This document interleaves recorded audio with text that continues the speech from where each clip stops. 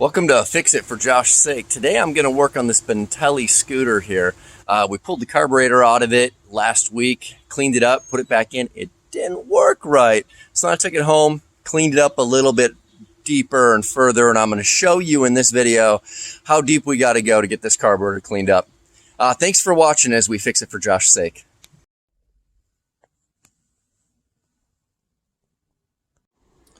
This is a GY6 carburetor out of my friend's scooter.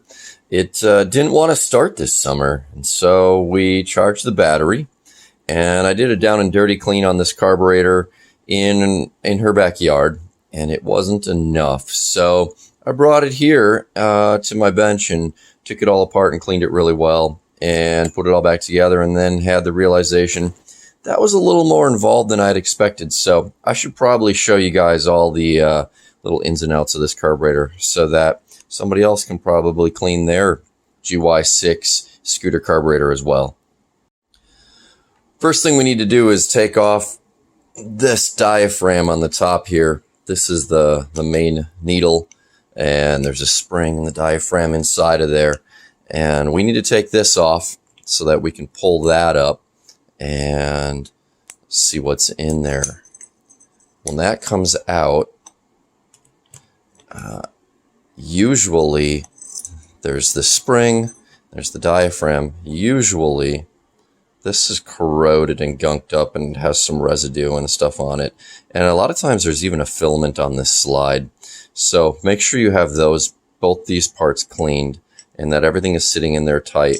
There is the ability to adjust the height of this needle by inserting different washers in here. There's a plastic screw in there.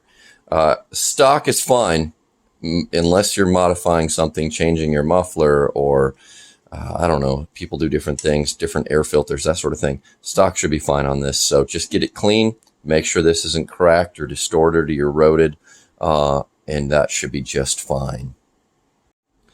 Moving on, we flip the carburetor over and we come to the float bowl. This float bowl on this particular carburetor has 3 screws, and these screws come out pretty easily. I mean, I did just have it all apart to clean it.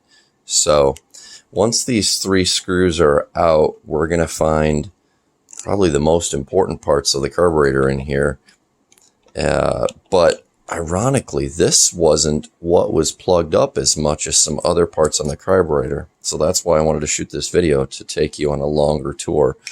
So in this float bowl, we do have some very important things that I want to elaborate on. We have an accelerator pump. That is right there. We also have a couple really little screws. One's right here and one's here.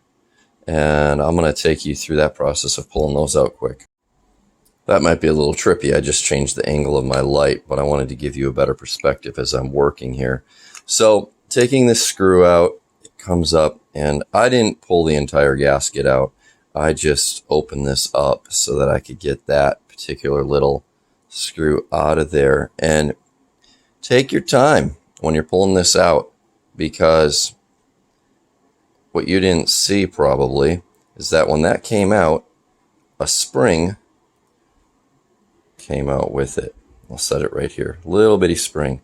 And another thing that's happening is there's also a check ball inside of there, a very small, smaller than a BB check ball inside of there, and that's got to move and flow too. So clean that up, open that up and clean that up so that fuel can flow through there. The second important part to look at is this screw right here in the bottom of the float bowl. And this is the access point to the accelerator pump. So when we look down in there, we see a rubber O-ring, and this, I pull that out and I blow air through here so that I know that everything is flowing properly. But then this accelerator pump comes off like this. You can take off the screw, and then this pulls out, and it's this mechanism. It's got the rubber boot on it, and then it sits down inside of there. So make sure you take that apart and blow air through that as well. Just really pay attention to that little spring and that little check valve ball inside of there, that you don't lose those parts. And that's kind of the main part to cleaning out your float bowl. You also want to be sure that this is clean, this port right there. That is the overflow. And so if you're setting a float bowl height, a float height, the key point is just make sure your float isn't set to be taller or higher in the bottom of the carburetor than this point, because if it is, you're going to have gas overflowing out of this port. So yeah, check that. Make sure that your floats are sitting below that in the bottom of your carburetor. Now that we know how to clean everything in the float bowl and get that to function properly, we'll set that off to the side. We'll pull this carburetor back in, and first thing we got to do, because it's loose and it's bobbing around, is we need to get this float out of here. So push that pin out. Comes out pretty easy. Hopefully it comes out easy. If it doesn't, scrub this up with some emery cloth or steel wool or something so that that's nice and clean and shiny, and that way your float will have a nice hinge to slide up and down on. And then when you come to your float, be careful when you pull it out, because your needle is attached to it. Okay, it sits in that slot. So then you bring out your needle, and we check this as well. We're inspecting and making sure that this doesn't have any buildup or ridges, or if this is, I've seen these completely eaten away and deteriorated and not functioning at all. And then also look at your float and make sure that this is in good condition. I have seen, for some random reason, these collapsed or distorted or eaten away. So check that as well. And we move those things back, and then we come here into the middle of the bottom of the carburetor. And so we have our pilot jet and our main jet. These screw out pretty easily. They're kind of deep, kind of long, but they come out like that. And we need to make sure that every single one of these holes are clean and clear. And we also need to be sure that the hole through there is clean and clear. And if either of those are gummed up, we are going to have problems. So you want to look up at the light and look for a hole through. I can't show you in the video here, but make sure that this is clear. So we set that off to the side, and then we come to the next one, and we bring this jet out. Another little bitty jet, but check that. Make sure you can see light through that one. If for some reason either one of these jets are plugged and not able to see light through them, get yourself a really little sewing needle and use that to push down in and open up any one of your jets. Or get yourself a bristle out of a wire brush and use that to poke down in there. But do your best to make sure you can get that cleaned up so that you can see light in there. Otherwise, you're going to have some problems. So yeah, a sewing needle is a great little tool. Moving on, we've got the other part of this jet. And so a 7mm socket takes this off, and this threads out. And you can see that this has a whole bunch of holes in it and a tube down the center. So make sure that these holes are all clear and that everything is able to flow properly through that. All right. So that's the bottom of the float bowl. I want to point out one thing now that we took the main jet out. Right down here is a collar. And when you start blowing air in there, that collar will come loose. The only thing that holds it in is this threaded in part. So don't lose that or misplace it, or you'll be in a real world that hurts. So pay attention to that. Sometimes they just stick in there and they don't move, but maybe you just want to push that out when you start blowing air around so that you don't lose it. Next, we're coming over here to the fuel enricher. This is where that little black electronic device with two wires and a plug-in coming out of it goes in. It's essentially a choke. It's electronic though, and what happens is 12 volts goes to it and it opens up for a period of time until your engine is running smooth. It seems like it's like, I don't know, it runs for like 3 to 5 minutes or something like that, and it allows a richer fuel. And then once the bike is running smooth and warm, it comes back in and tightens up and allows the rest of the carburetor to do what it does to run. So you got a bunch of unique looking rubber gasket. It looks like it's O-ring material, but it's a gasket.